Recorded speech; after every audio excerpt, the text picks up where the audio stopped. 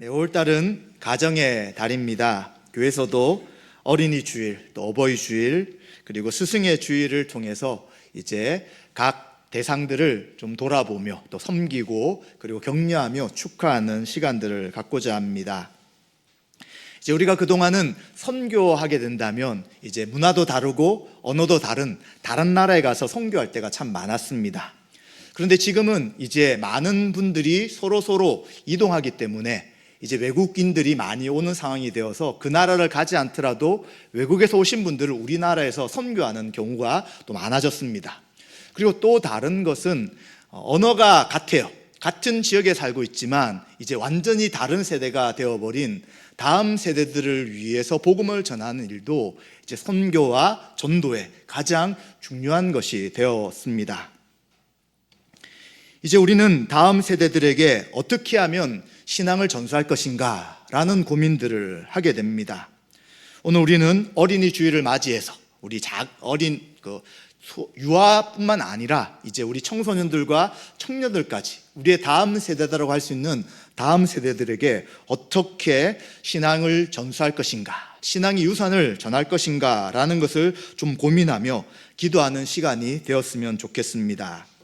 우리가 읽었던 신명기 32장 46절 말씀에는 출애굽의 지도자였던 모세가 이제 마지막 생을 마무리하면서 다음 세대들에게 남기는 유언과 같은 말씀이 기록되고 있습니다. 모세는 요셉 이후에 이스라엘 백성들이 가나안 땅을 떠나서 이제 애굽에서 지내게 됩니다. 그리고 이제는 이 애굽에 살고 있는 이들을 다시 하나님이 약속하신 가나안 땅으로 출애굽시키는 그 일에 사용된 사람이 바로 모세였습니다. 그런데 약속의 땅을 이스라엘 백성들이 들어가야 했지만 그들은 약속의 땅에 들어가지 못하고 1세대들은 다 광야에서 40년을 방황하다가 죽음을 맞이하게 되었습니다. 이유는 그들이 약속의 땅을 정탐하기 위해서 12명이 갔을 때에 10명은 부정적인 보고를 하게 됩니다. 그 땅은 젖과 꿀이 흐르고 그리고 풍요로운 곳이지만 그곳에는 거인들이 있기 때문에 우리는 그들에게 다 죽을 것이다. 우린 그들에게 밥이 될 것이다 라고 보고합니다.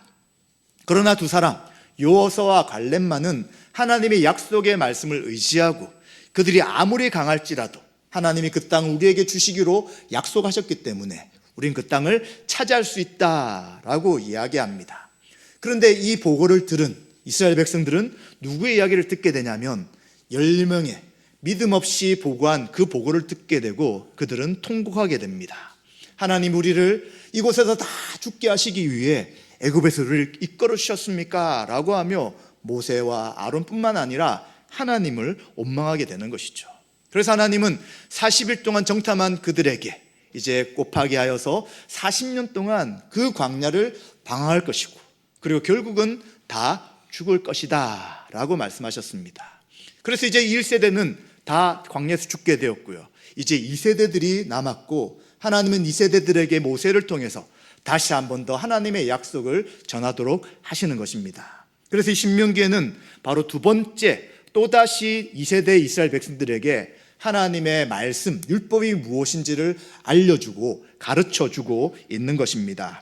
바로 이들이 약속의 땅을 들어가서 살 수 있는 유일한 길은 하나님이 누구시며 하나님이 하신 그 말씀에 순종하는 길밖에 없는 것입니다. 그 말씀에 순종한다면 그 땅에서 계속해서 하나님의 복을 받으며 믿음의 삶을 살아가지만 말씀에 불순종하고 우상을 섬기며 하나님을 사랑하지 않는다면 그들은 그곳에서 이방인의 지배를 받으며 결국은 그 땅에서 쫓겨나기 때문입니다. 그런데 모세는 이 2세대들에게만 말하는 것이 아니라 그들의 다음 세대들에게도 이야기를 하고 있는 것이죠. 바로 오늘 읽었던 말씀입니다. 제가 다시 한 번 더 읽어보도록 하겠습니다. 그들에게 이르되, 이제 2세대들입니다. 내가 오늘 너희에게 증언한 모든 말을 너희의 마음에 두고 너희의 자녀에게 명령하여 이 율법의 모든 말씀을 지켜 행하게 하라. 아멘. 너희들뿐만 아니라 2세대 부모 세대들뿐만 아니라 그 다음 세대들, 자녀들 세대들에게 명령해서 율법의 모든 말씀을 지키도록 하라라고 말씀해 주고 있는 것입니다. 마찬가지로 이제 이 다음 세대들도 하나님의 말씀을 듣고 그 말씀대로 살며 하나님을 사랑하며 하나님의 뜻을 순종해 나가야 합니다. 그렇게 할 때 이 약속의 땅이 복과 또 하나님의 축복을 받는 땅이 되지만, 그러나 하나님의 말씀을 어기며 우상을 섬기며 마음대로 살아간다면 이 땅이, 약속의 땅이 바로 그들이 멸망당하고 쫓겨나는 땅이 될 수도 있기 때문이었습니다. 그래서 모세는 유언과 같이 이들에게 이 말씀을 해주고 있는 것입니다.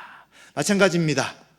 이제 모세는 다음 세대들뿐만 아니라 그 다음 세대, 3세대까지 생각하면서 신앙의 유산을 전수하도록 명령하였습니다. 우리들도 마찬가지죠. 우리들도 함께 신앙생활을 해나가고 있고요. 우리의 다음 세대들, 우리의 속해 있는 가족들에 있는 자녀들뿐만 아니라 우리 교회에 있는 다음 세대들에게 신앙의 유산을 전수해 줘야 합니다.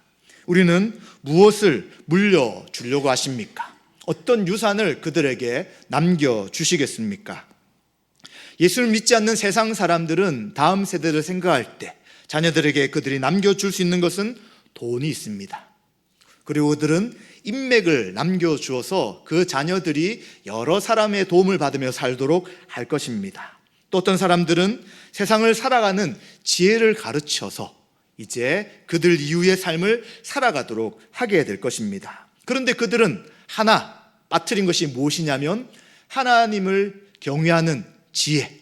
세상의 모든 것이 창조주 하나님을 알고 그 하나님을 섬기는 것이 온전한 지혜인데 이 지혜는 넘겨주지 못하고 전수시키지 못하는 것입니다. 그러나 우리는 그렇지 않습니다. 우리는 하나님이 창조주시며 이 세상의 주인이시며 우리의 모든 것을 통치하시는 분임을 알기 때문에 다른 어떤 것보다 가장 중요한 믿음과 신앙을 우리의 다음 세대들에게 전수시켜 주는 것입니다. 그래서 하나님 어떻게 예배할 것인지, 하나님 어떻게 섬길 것인지, 또 교회에서 어떻게 살아갈 것인지에 대한 모든 것을 가르침을 통해 세상 사람들이 보기에는 어리석게 보이고 시간 낭비처럼 보이지만 모든 삶 속에 살아계신 하나님이 어떻게 역사하시며 인도하신지를 믿음으로 볼 수 있도록 우리는 신앙의 유산을 남겨주게 될 것입니다. 그런데 우리는 이 신앙의 유산을 남기는 문제가 결코 간단한 문제가 아닙니다. 다 그렇게 생각하고 다 기도하며 다 그 일들에 최선을 다하지만 결과가 다르게 나타날 때가 있고 또 우리가 생각하는 다른 모습으로 전개될 때가 있기 때문에 우리는 다음 세대들에게 신앙의 유산을 남긴다는 것을 단순하고 또 가능하고 또 다 충분하다라고 생각하기보다는 최고로 중요하며 어떻게 해서 이 문제를 하나님 앞에 바르게 행할 것인가에 대해 함께 고민하며 또 같이 기도해 나가야 될 것입니다. 그래서 우리는 성경 가운데 있는 두 가지 신앙의 유산을 잘 남긴 긍정적인 예와 부정적인 예를 좀 생각해 보면서 우리가 어떻게 이 신앙의 유산을 다음 세대에게 남길 것인가를 같이 고민해 보면 좋겠습니다. 먼저 부정적인 예는 사사시대의 말에 제사장으로 섬겼던 엘리와 그의 두 아들에 대한 이야기입니다. 그 두 아들은 바로 홈리와 비느하스라고 성경은 말씀해 주고 있습니다. 그들은 늙은 아버지 제사장 엘리를 이어서 실로에서 제사장으로 섬기고 있었습니다. 이 당시 구약의 제사장은 아론의 후손들만 제사장으로 섬길 수 있었습니다. 원한다고 되는 것이 아니라 그 가문에 속한 자들만이 그 일들을 계속 이어갈 수 있었습니다. 그래서 엘리의 두 아들은 제사장으로서 이제 이 제사의 임무들을 잘 감당해야 했습니다. 그런데 성경은 이들에 대해서 뭐라고 이야기하냐면 엘리 아들들은 행실이 나빠서 여호와를 알지 못하더라 라고 말씀합니다. 아버지 엘리는 제사장 역할을 감당하고 있었지만 그 아들들은 그 일들을 제대로 하지 못하고 있었습니다. 행실이 불량한 사람들이었습니다. 사무엘상 2장 17절을 한번 같이 읽어보도록 하겠습니다. 같이 읽습니다. 이 소년들의 죄가 여호와 앞에 심히 크면 그들이 여호와의 제사를 멸시함이었더라. 아멘. 제사장의 역할은 하나님 앞에 범죄한 이스라엘 백성들의 그 죄를 해결하기 위해 제사를 잘 드릴 수 있도록 준비하는 것입니다. 하나님과 이스라엘 백성 사이에 중재자 역할을 해야 되는 것이 제사장의 역할입니다. 그런데 이 엘리 아들들은 어떻게 하냐면 하나님 앞에 제사 드리러 나온 이들의 제물을 자신들이 마음대로 갈취합니다. 분명히 제사장이 취할 제물이 있고 하나님 앞에 번제로 다 태워드릴 것이 있음에도 불구하고 내가 원하는 것을 가져오라 라고 하면서 제사를 지내기도 전에 빼앗아가고, 또 내가 먹고 싶은 부위는 이곳이기 때문에 고기를 삶기도 전에 날 것으로 가져가는 이 악행들을 행하고 있었던 것입니다. 이것이 바로 하나님 앞에 죄를 짓는 것이며 이스라엘 백성들이 제사를 통하여 죄 용서받는 그 길에 가지 못하도록 방해하는 일을 하고 있었습니다. 그런데 이것뿐만 아니라 이들은 제사를 넘어서서 더 죄를 더 많이 짓게 되었습니다. 사무엘상 2장 22절을 같이 한번 읽어보겠습니다. 같이 읽습니다. 엘리가 매우 늙었더니 그의 아들들이 온 이스라엘에게 행한 모든 일과 회막문에서 수종드는 여인들과 동침하였음을 듣고. 아멘. 제사의 제물을 탈취해 갈 뿐만 아니라 이제는 이 제사를 드리기 위해 회막문에서 수종드는 여인들이 있었습니다. 이들은 하나님의 예배를, 제사를 봉사하며 그리고 섬기는 신실한 여인들이었는데 이들에게 악행을 행하고 있었습니다. 하나님을 망령되이 일컬으며 이 모든 제사의 모든 절차들을 훼손시키며 그리고 악한 일을 하는 자들이 바로 엘리의 두 아들이었다고 성경은 이야기해 주고 있는 것입니다. 그런데 이 일에 대해서 어떻게 했습니까? 끝절에 보시면 듣고, 모르는 것이 아니라 그 모든 아들들의 악행을 그는 듣고 있었던 것입니다. 그래서 이제 사무엘상 2장 25절에 보면 엘리는 아들들의 일들이 얼마나 악한 일인지 그 일을 멈추라고 하며 책망을 하게 됩니다. 그런데 성경은 뭐라고 말씀하냐면 그들은 아버지의 말을 듣지 않았다라고 말씀하고 있는 것입니다. 더 이상 아버지의 말을 듣지 않을 정도로 그들은 계속해서 악한 길로 나가버렸고, 그리고 하나님은 그 모든 악한 일에 대해서 다 보시고 있는 상황이 되게 되었습니다.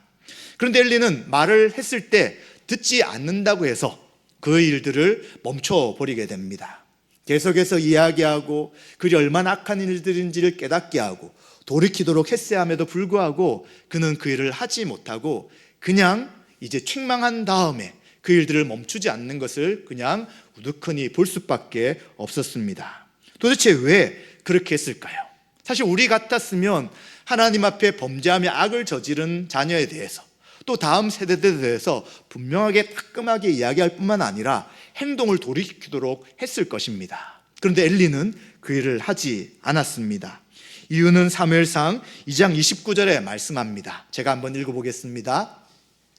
너희는 어찌하여 내가 내 처소에서 명령한 내 제물과 예물을 밟으며 내 아들들을 나보다 더 중히 여겨 내 백성 이스라엘이 드리는 가장 좋은 것으로 너희들을 살찌게 하느냐. 아멘. 엘리 제사장은 하나님보다 아들들을 더 중히 여겼다라고 이야기합니다. 하나님 앞에 제사 지내는 것을 회방하는 아들들이라면 그 당시의 율법에 의하면 그들을 내쳐버려야 되는 것입니다. 더 이상 그곳에서 그 일들을 할 수 없도록 이제 모든 직책을 박탈시켰어야 합니다. 그런데 엘리는 말로 책망만 할 뿐 그들에 대해 그 뒤에 어떤 행동들을 취하지 않았습니다. 그 이유가 엘리의 마음속에 하나님 사랑보다는 자식들을 더 사랑해서 그들이 하는 것에 대해 더 이상 제재하지 않았다라고 말씀하는 것이죠. 그래서 이제는 하나님께 드려야 될 가장 좋은 것을 아들들이 취함으로 그들이 살찌게 만든 큰 죄를 범했다라고 하나님이 하나님의 사람을 통하여 그들을 책망하고 있는 것입니다. 그리고 하나님께서는 이제 이 악에 대해서 그리고 이 악한 것을 제재 않았던 그 가문에 대해 하나님이 뭐라고 말씀하시냐면 내 두 아들 홈리와 비느하스가 한날에 죽을 것이다. 그리고 그 둘이 당한 그 일이 너에게는 표징이 될 것이다 라고 경고해 주십니다. 그리고 또 사무엘을 통하여 다시 한 번 더 이 엘리 가문이 어떻게 될 것인지를 분명하게 이야기를 해 주었습니다. 그래서 성경에 보면 이 두 아들이 전쟁에 나가서 죽게 되었고 그 소식을 들은 엘리는 이제 의자에서 넘어지며 목이 부러져 즉사했다라고 말씀합니다. 그리고 그 모든 가문이 일순간에 다 멸망을 당하게 되었습니다. 이처럼 살아계신 하나님을 섬기는 이 일에 대해 다음 세대들에게 신앙의 유산을 제대로 전수하지 못하고, 그리고 하나님보다 자식을 사랑함을 통하여 그 집안 전체가 하나님의 심판을 받는 그러한 슬픈 이야기가 바로 이 엘리의 집안의 문제였던 것을 성경은 기록해 주고 있는 것입니다. 이러한 일이 사실은 성경에만 나타나는 것이 아니라 지금도 우리 주변에서 또 우리에게도 충분히 나타날 수 있는 일이라고 볼 수 있습니다. 제가 한 책에서 청년부 사역을 감당했던 한 목사님의 이야기를 읽게 되었습니다. 이분이 청년부 사역을 하면서 이제 믿는 부모님들이 신앙생활을 하지 않는 청년들, 대학에 들어가면서 신앙을 잃어버린 청년들을 데리고 와서 그들을 신앙의 상담을 요청하게 되었던 한 예가 그 책에 기록되고 있습니다. 이제 그 청년은 뭐라고 그 목사님에게 이야기하냐면, 저는 제 부모님의 신앙이 좋은 줄 알았습니다. 그런데 제가 고3이 되었을 때 부모님은 저에게 교회 출석하지 말고 학원에 가라고 했습니다. 지금은 교회에 가서 예배를 드릴 때가 아니라고 하셨습니다. 그리고 저는 제 인생에서 가장 힘들었던 그 시간, 하나님이 없어도 아무 문제가 없다는 것을 경험했습니다. 그래서 저는 지금 굳이 교회에 가야 할 이유를 모르겠습니다. 이렇게 답변하고 그에게 할 말을 해주지 못했다는 이야기를 기록하고 있습니다. 아마도 이 일이 우리 각자에게 적용되지 않는 분도 있을 수 있고 적용되는 분도 있을 수 있지만, 그러나 문제는 이 현상이 한국교회 전반적으로 일어나는 일인 것을 우리는 부인할 수 없습니다. 지금도 우리 학생부들 보면 시험 기간이 되면 숫자가 많이 줄어요. 감사하게도 우리 교회는 그렇게 많이 줄지는 않지만, 그러나 믿지 않는 부모님들 가운데 신앙생활하는 친구들이 있기 때문에 지금 무슨 시험 공부를 해야지 어디 교회 가느냐라고 해서 교회를 못 가는 친구들이 혹 있습니다. 그러나 다른 교회 이야기를 들어보면 큰 교회든 작은 교회든 시험 기간 2주, 3주 정도가 되면 학생부들은 전멸한다고 합니다. 교회를 나오지 못하는 거예요. 누구도 교회를 보내지 않냐면 믿는 부모님들도 자녀들을 교회에 보내지 않는 거예요. 신앙생활보다 지금은 공부가 중요하다라고 이야기하면서 시험 기간에는 교회를 가지 말라고 이야기합니다. 그것뿐만 아니죠. 지금 이것과 똑같은 이야기를 제가 사역할 때 또 저도 그것들을 직접 듣고 경험했습니다. 이제 고3이 되었으니까 교회를 가지 마라, 그 뒤에 교회를 가라 라고 이야기하면서 교회 보내지 않는 거예요.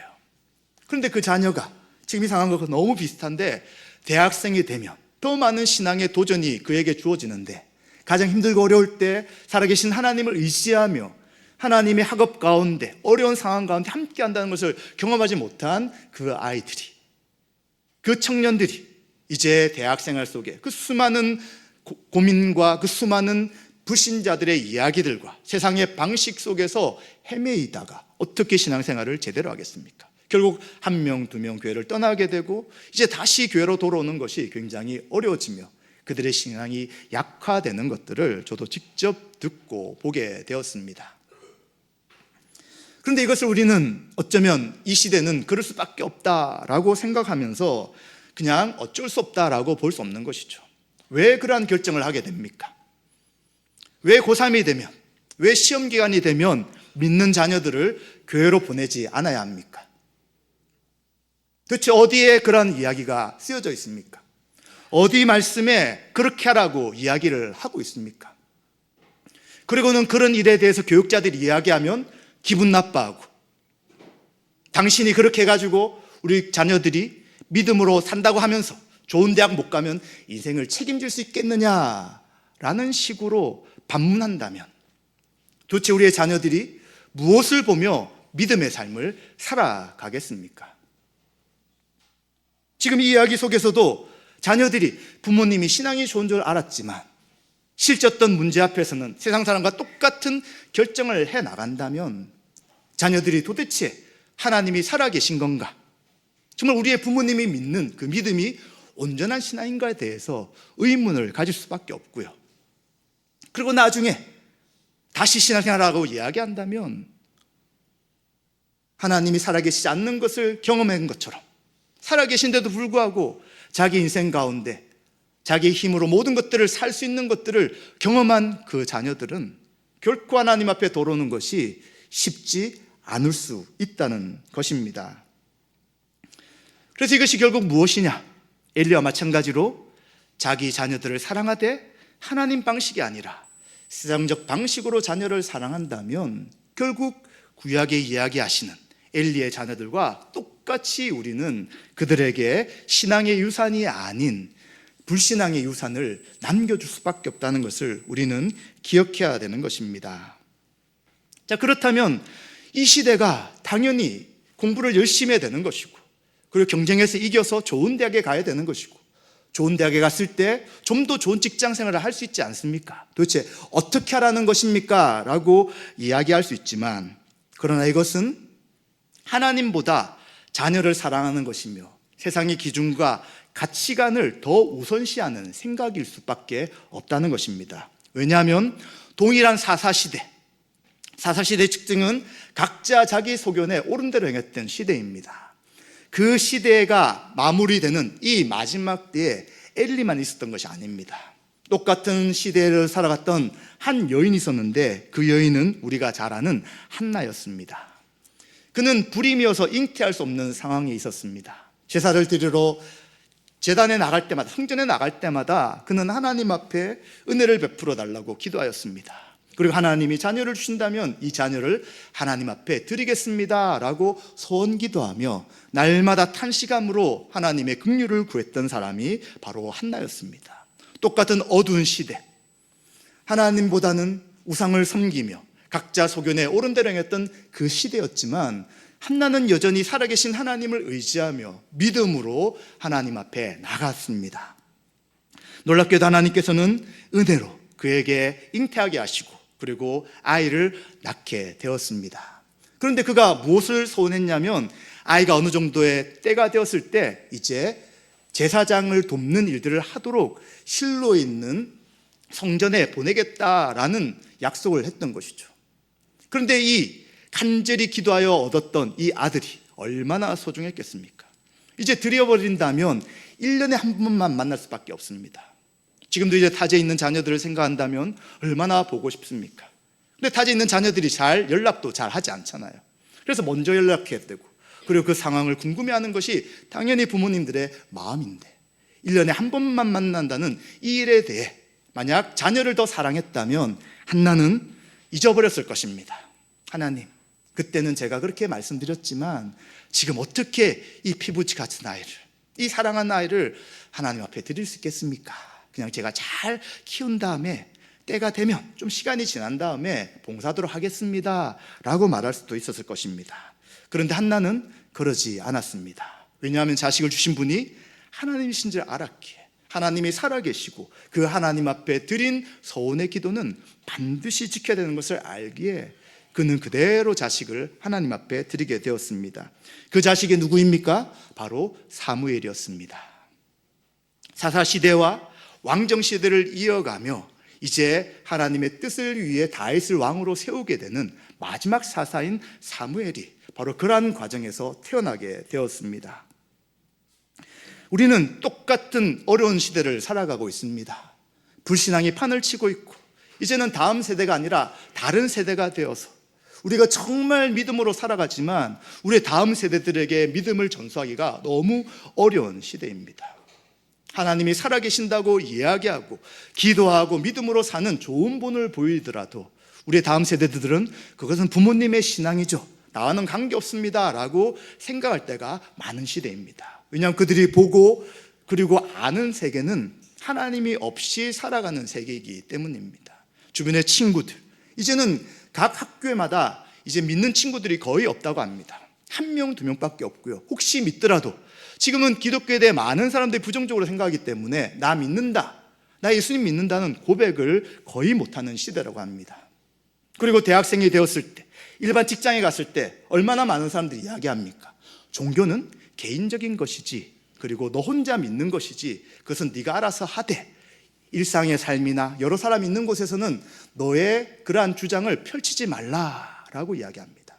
그러면서 세상은 불신적인 이야기를 가지고 하나님이 계시지 않고 예수님이 살아계시지 않고 그리고 예수를 믿는 사람들은 다 엉터리라는 이야기들을 수시로 이야기하지만 우리들에게는 입을 닫으라고 말하는 것이 지금 이 시대인 것이죠. 지금 우리는 신앙의 자유 가운데 살아가지만 어쩌면 다음 세대들은 로마 시대와 같은 그러한 환경이 될 것이라고 많은 사람들이 이야기합니다. 우상을 섬기고 불신자가 더 많아진 세상이 되어서 신앙생활하고자 하는 우리 기독교인들은 핍박과 박해와 이제 숨어서 신앙생활을 해야 되는 그런 일들이 곧 우리에게 닥칠 것이다 라고 많은 사람들이 경고해 주고 있습니다. 이러할 때 우리는 어떻게 해야 합니까? 어떻게 해야 합니까? 우리 다음 세대들에게 어떤 믿음의 유산을 우리가 남겨줄 수 있습니까? 이러할 때 우리는 더욱더 하나님의 은혜를 구하며 기도할 수밖에 없습니다. 우리는 다 자녀들을 믿음으로 잘 양육하고 싶고요, 믿음뿐만 아니라 이 사회에서 의미 있는 삶을 살도록 잘 돕고 싶습니다. 그러나 우리가 자녀들을 마음대로 할 수 없다는 것을 모든 분들이 다 알고 있는 것이죠. 그래서 우리는 하나님 앞에 우리의 자녀를 맡기며 기도하고 가장 중요한 하나님을 경외하는 지혜를 먼저 가르치는 것이 우리에게 필요한 것입니다. 그런데 이것은 말씀드린 것처럼 부모님의 본을 보면서 신앙생활하기 때문에 참 쉽지가 않습니다. 우리가 믿음으로 너무 잘 산다고 하지만 그러나 우리의 신앙 가운데 모순되는 몇 가지들이 있을 수 있는 것이죠. 그 한 가지만이라도 우리의 자녀들은 아버지가, 어머니가 이렇게 하는데, 그리고 삼촌이, 그리고 친척들이 이렇게 하는데 나는 신앙생활 하고 싶지 않아요 라고 말한다면 우리는 굉장히 어려워지는 것입니다. 그때 우리가 할 수 있는 것은 살아계신 하나님이 우리의 자녀들과 다음 세대를 인도하신다는 것을 믿고 기도하며 엎드리는 자리에 나가야 되는 것입니다. 엘리 제사장은 하나님께서 사무엘을 통해서 또 하나님의 선지자를 통해서 이 멸망의 심판의 말씀하셨지만 엘리는 그냥 그것을 받아들이고 자포자기하듯이 알겠다라고 합니다. 한편으로는 믿음의 자세라고 볼 수 있지만 또 한편으로는 왜 하나님 앞에 그 상황을 놓고 간절히 기도하지 않느냐고 생각해 볼 수 있는 것이죠. 하나님, 우리 가정이 악을 범했고 하나님의 심판이 임한다고 말씀하시지만 불쌍히 여주시옵소서. 제가 하나님보다 아들들을 사랑했습니다.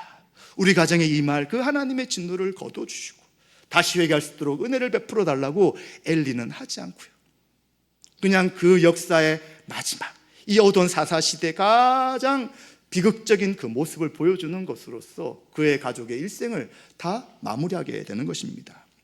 우리도 그런 생각을 할 수 있습니다. 이제 자녀들은 다 컸고 이제 우리를 떠났고 결혼했고 출가했는데 더 이상 우리의 이야기를 듣지 않는데 어떻게 하라는 것입니까? 라고 할 것이 아니라 우리의 상황을 하나님 앞에 아뢰며 도움을 구하고 살아계신 하나님이 선으로 인도해달라고 하나님 앞에 간절히 나가는 것이 우리가 해야 될 일임을 우리는 기억해야 될 것입니다. 또 이러한 말씀은 우리의 자녀와 관계없는 그러한 생각을 하실 수도 있죠. 직접적인 자녀가 우리에게 생각이 나지 않는다면 우리는 또 우리 교회 다음 세대들을 생각해야 합니다. 지금 우리가 지금 이렇게 모여서 예배드릴 수 있는 공간도 있고 재정도 있지만 우리 다음 세대는 더 숫자가 줄어들 수밖에 없습니다. 인구도 계속 줄 뿐만 아니라 그 자녀들의 신앙생활을 하는 숫자도 더 작아지기 때문에 교회는 점점 어려워질 것입니다. 그런데 더 큰 문제는 우리의 다음 세대들이 정말 하나님이 기뻐하시는 성경적 교회의 모습을 제대로 경험한 사람이 없다는 것입니다. 많은 사람들이 예수님은 좋은 분인 줄 알겠는데, 예수님은 하나님이신지 알겠는데 당신들을 보니까, 크리스찬들을 보니까 나는 교회 가고 싶지 않습니다, 많은 이야기를 합니다. 다음 세대들도 나는 예수님 믿을 수는 있어도 나는 교회에는 속하고 싶지 않습니다 라고 지금 이야기를 하고 있는 것입니다. 그래서 우리는 자신의 직계 가족이나 자녀들을 넘어서서, 친인척의 자녀들을 넘어서서 우리 교회 다음 세대들을 어떻게 신앙의 유산을 물려줄 것인지를 고민해야 되는 것입니다. 우리도 사실은 좋은 교회의 모습을 보지 못했을 수 있습니다. 정말 성경에서 말씀하시는 성경적인 교회의 본을 우리가 배우지 못할 수도 있습니다. 그런데 우리에게는 하나님의 말씀이 있는 것이죠. 하나님의 말씀에 교회가 어때야 되는지, 교회가 어떤 모습으로 살아가야 되는지, 교회가 어떠한 모습을 통하여 하나님의 나라를 보여줄 것인지 말씀하고 있다면 우린 다음 세대들에게 하나님이 기뻐하시는 교회의 모습을 통해 함께 신앙생활하는 것이 무엇인지를 다음 세대들에게 전수해 줘야 되는 것입니다. 이것을 만약 우리가 하지 않는다면 우리 때는 신앙생활 잘했다고 하나님 앞에 설 수 있으나 그러나 너희 다음 세대들에게 무엇을 남겨주었느냐, 우리 교회 어떻게 다음 세대들에게 전수해 줬느냐라고 물으실 때 우리는 제대로 답할 수가 없을 수도 있다는 것입니다. 따라서 우리는 이제 5월 달에 함께 기도하기를 준비합니다. 그리고 6월 달에 골방 기도를 하고자 합니다. 기도를 시작하려고 할 때 장소와 시간을 정하는 것이 쉽지가 않습니다. 왜냐하면 우리가 살아왔던 삶의 패턴을 바꿔야 되기 때문입니다. 기도의 장소는 혼자 기도할 수 있는 장소를 정해야 되는 것이고요. 기도의 시간은 10분 이상 혼자 방해받지 않고 기도할 수 있는 그 시간을 정해야 합니다. 그리고 그 시간과 장소를 정한 이후에 이제는 매일매일 할 기도 제목들을 정리하고 이제 6월 달부터 실제로 매일매일 기도해 나가야 합니다. 기도와 말씀은 훈련입니다. 기본적인 훈련이고 이 두 가지가 빠져 있을 때 우리의 신앙은 성숙할 수가 없다는 것을 여러 번 말씀을 드렸습니다. 따라서 우리는 이 6월 달에 골방 기도를 함께 나갈 때에 함께 성도들과 같은 자리에서는 기도하지 않지만 각자 떨어져 있는 곳에서 기도할 때 성령 하나님의 교통하심을 통하여 하나님의 은혜로 우리의 다음 세대들과 자녀들을 위하여 교우들을 위하여 이 땅을 위해 우리는 기도해 나가야 될 것입니다. 혹시 어떻게 기도할까에 대한 두려움이 생긴다면 지금부터 하나님 은혜를 구하십시오. 하나님, 어떻게 기도할지 모르겠지만 기도할 수 있도록 지혜를 주십시오. 말씀을 붙잡고 기도하게 해주십시오. 또 기록된 기도 제목을 보고 기도할 수 있도록 시간과 장소를 정할 수 있도록 은혜를 베풀어 달라고 기도해야 될 것입니다. 또 가장 중요한 것은 우리 가운데 열정이 생겨야 될 것입니다. 간절함이 생겨야 될 것입니다. 지금도 신앙생활 잘했는데 무슨 또 이런 일을 해야 되는가 생각하지 마시고 지금은 정말 절박한 시대이기에 우리의 다음 세대들에게 신앙 유산뿐만 아니라 우리의 믿음을 계속해서 하나님 보시기에 합당한 삶으로 살기 위하여 간절히 기도할 수 있도록 우리는 이 시간에 함께 하나님 앞에 간절히 기도할 수 있도록 은혜를 구해야 될 것입니다. 이렇게 할 때 지금은 답답하게 보이고 지금 우리의 이야기가 전달되지 않고 지금 우리의 자녀들이 어떻게 변화될 것인가, 또 우리 교회의 미래가 암울하게 혹시 생각될지라도 살아계신 하나님은 모든 것을 선으로 합력하여 바꿔주실 것이고 살아계신 하나님 은혜를 베풀어 주셔서 이 어두웠던 사사시대에도 한나에게 은혜를 베푸신 하나님께서 지금도 이 어두운 시대에 동일한 은혜를 베풀어 주셔서 귀한 우리 한 사람 한 사람 간절히 하나님을 찾는 우리를 만나 주시고 우리와 가정과 교회를 새롭게 하시며 이 민족을 새롭게 하실 것을 소망하시기 바랍니다. 이것을 위해 함께 하나님의 은혜를 구하시는 저와 여러분 되시기를 주님의 이름으로 축원드립니다.